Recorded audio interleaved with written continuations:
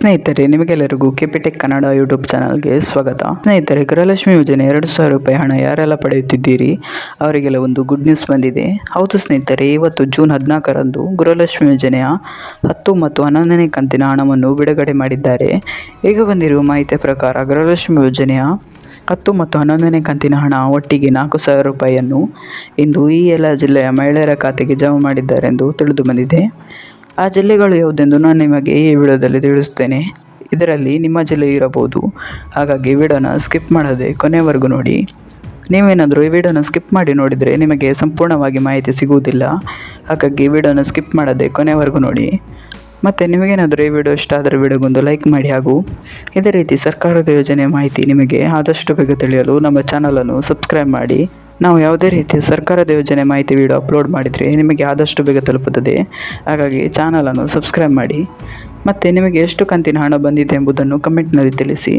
ಸರಿ, ಹಾಗಾದರೆ ಸಮಯವನ್ನು ವೇಸ್ಟ್ ಮಾಡದೆ ವಿಡಿಯೋನ ಶುರು ಮಾಡೋಣ. ಹೌದು ಸ್ನೇಹಿತರೆ, ಈಗ ಬಂದಿರುವ ಮಾಹಿತಿಯ ಪ್ರಕಾರ ಗೃಹಲಕ್ಷ್ಮಿ ಯೋಜನೆಯ 10ನೇ ಮತ್ತು 11ನೇ ಕಂತಿನ ಹಣ ಒಟ್ಟಿಗೆ 4,000 ಎಂದು ಈ ಎಲ್ಲ ಜಿಲ್ಲೆಯ ಮಹಿಳೆಯರ ಖಾತೆಗೆ ಜಮಾ ಮಾಡಿದ್ದಾರೆ. ಹಾಗಾದರೆ ಆ ಜಿಲ್ಲೆಗಳು ಯಾವುದೆಂದು ಈ ವಿಡಿಯೋದಲ್ಲಿ ತಿಳಿಸುತ್ತೇನೆ, ಗಮನವಿಟ್ಟು ಕೇಳಿಸಿಕೊಳ್ಳಿ. ಇದರಲ್ಲಿ ನಿಮ್ಮ ಜಿಲ್ಲೆಯು ಇದ್ದರೆ ನಿಮ್ಮ ಖಾತೆಗೆ ಎಂದು ಗೃಹಲಕ್ಷ್ಮಿ ಯೋಜನೆಯ 4,000 ರೂಪಾಯಿ ಹಣ ಜಮಾ ಆಗುತ್ತದೆ. ಸರಿ, ಹಾಗಾದರೆ ಆ ಜಿಲ್ಲೆಗಳು ಯಾವುದೆಂದು ನೋಡೋಣ.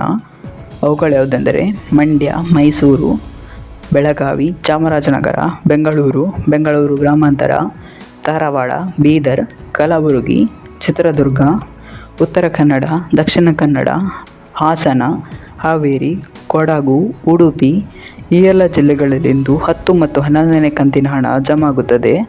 ಇದರಲ್ಲಿ ನಿಮ್ಮ ಜಿಲ್ಲೆಯು ಇದ್ದರೆ ನಿಮ್ಮ ಖಾತೆಗೆ ಇವತ್ತು ಗೃಹಲಕ್ಷ್ಮಿ ಯೋಜನೆಯ 4,000 ರೂಪಾಯಿ ಹಣ ಇವತ್ತು ಜಮಾ ಆಗುತ್ತದೆ. ಸ್ನೇಹಿತರೆ, ಇವತ್ತಿನ ವಿಡಿಯೋದಲ್ಲಿ ಇಷ್ಟೇ. ನಿಮಗೇನಾದರೂ ಈ ವಿಡಿಯೋ ಇಷ್ಟ ಆದರೆ ವಿಡಿಯೋಗೊಂದು ಲೈಕ್ ಮಾಡಿ. ಹಾಗೂ ಇದೇ ರೀತಿ ಸರ್ಕಾರದ ಯೋಜನೆ ಮಾಹಿತಿ ನಿಮಗೆ ಆದಷ್ಟು ಬೇಗ ತಿಳಿಯಲು ನಮ್ಮ ಚಾನಲನ್ನು ಸಬ್ಸ್ಕ್ರೈಬ್ ಮಾಡಿ. Thank you for watching this video.